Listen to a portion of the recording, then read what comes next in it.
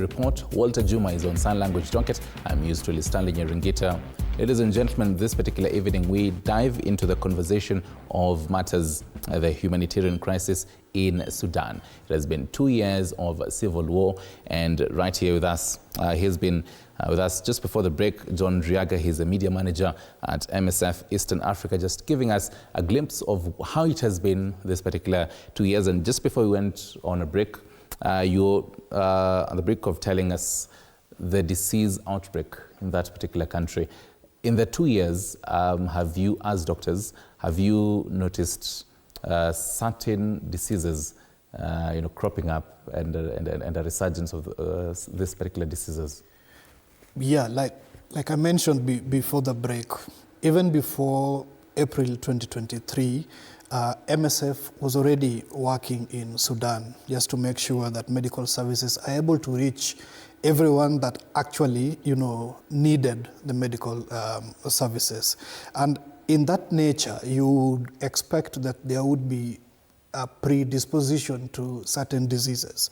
The diseases that can easily be taken care of when the health systems are okay, would then easily, come and affect that kind of community. So what we are seeing now is because there are people who have moved to IDP camps. So what happens in those IDP camps? They are actually crowded, and when they are crowded, then when diseases break out, like measles, for instance, it spreads very fast. And I was mentioning just before the break that we are getting into the rainy season. Yes. And what we are seeing is a possibility of an upsurge in malaria, infections. We are looking at cholera, a surge in outbreak of cholera, and we are already seeing, even in Tawila that I was speaking, severe acute malnutrition in children.